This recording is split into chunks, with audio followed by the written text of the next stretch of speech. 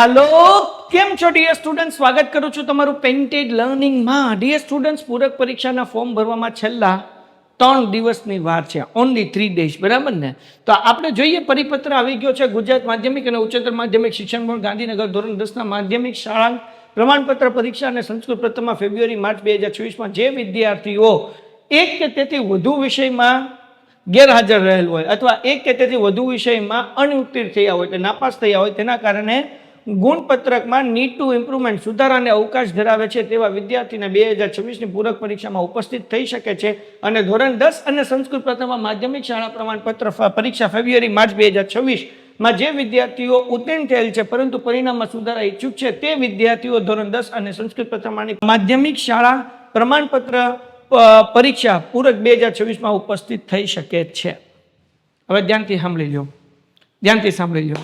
Number 1 કે ભાઈ આ એક વિષયમાં ફેલ થયા હોય કે એકથી વધુ વિષયની અંદર જે વિદ્યાર્થી ફેલ થયા હોય, એકમાં થયા હોય તો એકથી પહેલા એ નિયમ હતો કે ભાઈ 2 વિષય પછી 3 વિષય. હવે તમે ગમે એટલા વિષયમાં ફેલ હો, ગમે એટલા વિષયની અંદર ફેલ હો, તમે લોકો એક્ઝામ આપી શકો છો. ગમે એટલા વિષયમાં ફેલ હો તમે એક્ઝામ આપી શકો છો. તમે 2 વિષયમાં ફેલ થયા હોય, 3 વિષયમાં ફેલ થયા હોય કે બધા વિષયમાં ફેલ થયા હોય, તમે એક્ઝામ આપી શકશો. નંબર 1. નંબર 2, જે લોકો પોતાના રિઝલ્ટની અંદર ઇમ્પ્રુવમેન્ટ લાવવા માંગે છે, પાસ તો થઈ ગયા છે પણ 50 માર્ક્સ આવ્યા છે અને એમ કહ્યું કે ભાઈ 100માંથી તમારા 90 ઉપર હોવા જોઈએ, મારે 50 જ આવ્યા, મારે ફરીથી એક્ઝામ દેવી છે, તો તમે ફરીથી પણ એક્ઝામ આપી શકો છો. એટલે તમે ગમે એટલા વિષયમાં ફેલ થયા હોય તમે એક્ઝામ આપી શકો છો, ફરીથી પણ એક્ઝામ આપી શકો છો. એટલે ચિંતા કરવાની જરૂર નથી. પૂરક પરીક્ષા 2026 માટેનું આવેદન શાળા બોર્ડની વેબસાઇટ www.gscb.org અથવા SSC પૂરક gscb.org ઓનલાઈન કરવાનું રહેશે. આ સ્કૂલવાળા કરશે, આપણે કંઈ કરવાનું નથી. આવેદન કરવાની પ્રક્રિયા તથા ફી ભરવાની પ્રક્રિયા શાળા દ્વારા ફક્ત ઓનલાઈન માધ્યમથી જ કરવાની રહેશે. તમારે જેટલા લોકોને ફોર્મ ભરવું હોય બધા ઓનલાઈન જ ભરવાનું છે. કેના દ્વારા? તો અહીંયા જો ચોખવટથી લખ્યો છે શાળા દ્વારા. જો શાળા દ્વારા, આમાં આપણે કાંઈ નથી કરવાનું, આપણે ખાલી સ્કૂલમાં જવાનું છે ને એવું કહેવાનું છે કે મારે ફોર્મ ભરવું છે. ઓકે, બરાબર. પછી આવેદનપત્ર રૂબરૂ કે ટપાલ દ્વારા સ્વીકારવાની પદ્ધતિ અમલમાં નથી. તમે રૂબરૂ જશો કે ટપાલ દ્વારા કરશો એ નહીં ચાલે, બરાબર ને? તમે ફોર્મ નહીં ભરી શકો, ઓનલાઈન જ કરવું પડશે. પૂરક પરીક્ષા માટેનું આવેદન 8/5/2026 થી 15/5/2026 સાંજે 17 કલાક સુધી ઓનલાઈન કરી શકશે. એટલે તમારી આગળ છેલ્લી તારીખ 15 છે ભાઈ. 15 તારીખ સુધી તમે આ જે છે એ કરી શકશો. એના પછી જે વિદ્યાર્થી ફેબ્રુઆરી માર્ચ 2026 પરીક્ષામાં એક કે તેથી વધુ વિષયમાં અનુત્તીર્ણ કે ગેરહાજર છે તે વિષયમાં સ્ટાન્ડર્ડ ગણિતનો સમાવેશ થયેલ છે, બરાબર, તેવા ઉમેદવારો ઓનલાઈન આવેદન ભરવાની પ્રક્રિયા દરમિયાન ગણિત વિષયની પસંદગી બદલી શકે છે. એટલે કે સ્ટાન્ડર્ડ ગણિતના અનુત્તીર્ણ થયેલા ઉમેદવારો સ્ટાન્ડર્ડ ગણિતના બદલે બેઝિક ગણિતનો વિકલ્પ પસંદ કરી શકે છે. હવે અમુક વિદ્યાર્થીઓ હોય કે સ્ટાન્ડર્ડ મેથ્સ રાખ્યું છે પણ ફેલ થયા છે, તો હવે એ વિકલ્પ ચેન્જ કરી શકે છે. એટલે કે સ્ટાન્ડર્ડ મેથ્સમાંથી એ બેઝિક મેથ્સ સિલેક્ટ કરી શકે છે. એટલે કોઈ વિદ્યાર્થી અગર સ્ટાન્ડર્ડ મેથ્સમાં ફેલ થયું છે તો ચિંતા કરવાની જરૂર નથી, એ બેઝિક મેથ્સ લઈ શકશે. ઓકે, જે વિદ્યાર્થી ફેબ્રુઆરી માર્ચ 2026ની પરીક્ષામાં બેઝિક ગણિત સાથે ઉત્તીર્ણ થયા છે અને શાળામાંથી ધોરણ 10 ફેબ્રુઆરી માર્ચ 2000 પરીક્ષાનું આવેદન ભરેલ હોય તે જ શાળામાંથી સ્ટાન્ડર્ડ ગણિતના વિષયમાં પૃથક એટલે કે આઇસોલેટેડ ઉમેદવાર તરીકે ઓનલાઈન આવેદન કરી શકે છે. ઓકે, હવે માનો કે તમે બેઝિક મેથ્સ આપ્યું, તમારે સ્ટાન્ડર્ડ મેથ્સની એક્ઝામ આપી છે, બેઝિકની આપી દીધી, તમારે સ્ટાન્ડર્ડ મેથ્સની આપી છે, તો તમે તમારી સ્કૂલમાં કહીને સ્ટાન્ડર્ડ મેથ્સ માટે તમે ફરીથી એક્ઝામ આપી શકો છો. બેઝિક મેથ્સમાં તમારું સારું રિઝલ્ટ આવ્યું તો તમે સ્ટાન્ડર્ડ મેથ્સમાં એક્ઝામ આપી તો તમે એમાં પણ ફરીથી આપી શકો છો.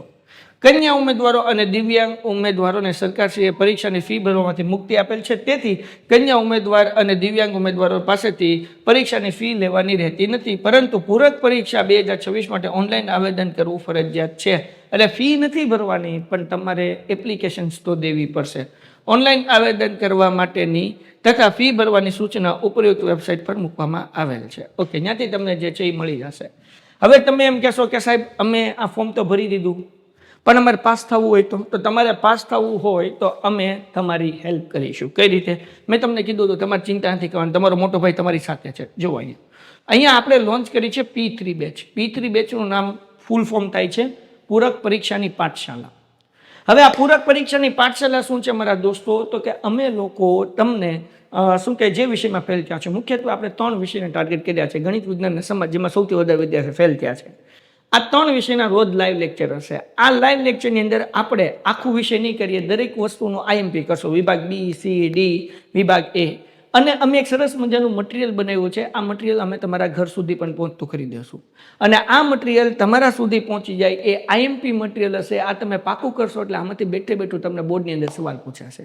એ ઉપરાંત તમે લાઈવ લેક્ચર લેશો બેટા, એ રેકોર્ડેડ ફોર્મમાં હશે, એટલે તમે લાઈવ લેક્ચરને ગમે એટલી વખત રિવિઝન કરી શકશો. સાથે સાથે લાઈવ લેક્ચરમાં તમારે કાંઈ ડાઉટ હશે તો તમે કોમેન્ટ કરી શકશો, અને પોતે અનમ્યુટ એટલે કે પોતે બોલીને પણ તમારા ડાઉટ જે છે એ તમે પૂછી શકીશો. એના પછી હું તમને ત્રીજો ઓપ્શન આપું, મજા આવશે.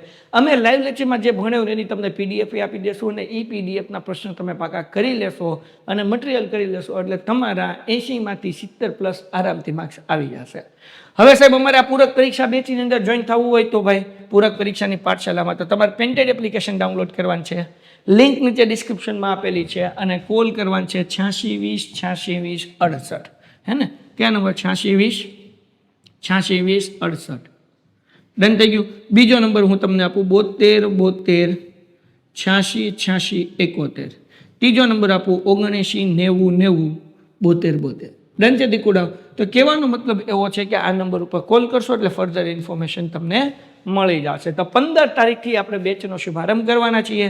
જેટલા લોકો પૂરક પરીક્ષાની એક્ઝામ દેવા માટે તૈયાર હોય, 1 મહિનો તમે અને હું આપણે બધા મહેનત કરી લઈએ, જેથી તમારું 1 વર્ષ બચી શકે અને તમે પૂરક પરીક્ષામાં પાસ કરીને આગળ ડિપ્લોમા અથવા 11 કોમર્સ અથવા આર્ટ્સ જે તમારે ફિલ્ડમાં જવું હોય ત્યાં તમે વધી શકો. અને હું હંમેશા મોટો ભાઈ તમારી સાથે રહીશ. તમારે ચેનલ કરવાની છે સબસ્ક્રાઇબ. મિત્રો જેટલા તમારા ફેલ થયા છે એ બધાને કરી દેવાનું છે શેર, અને તમારા મિત્રોને ખાસ એને જાણકારી આપો કે P3 બેચ જે છે ને એમાં જોડાઈ જાય. કારણ કે 500 રૂપિયા એક સબ્જેક્ટના છે દીકરા. 2 સબ્જેક્ટ હોય તો 1000 અને 3 સબ્જેક્ટ હોય તો 1500. તો તમારા 500 રૂપિયામાં એક સબ્જેક્ટ જે છે નીકળી શકે છે અને તમે સારા માર્ક્સે પાસ થઈ શકો છો. તો મળીએ છીએ નેક્સ્ટ વિડીયોમાં. ત્યાં સુધી ગુડ બાય એન્ડ ધન્યવાદ. Painted Painless Learning.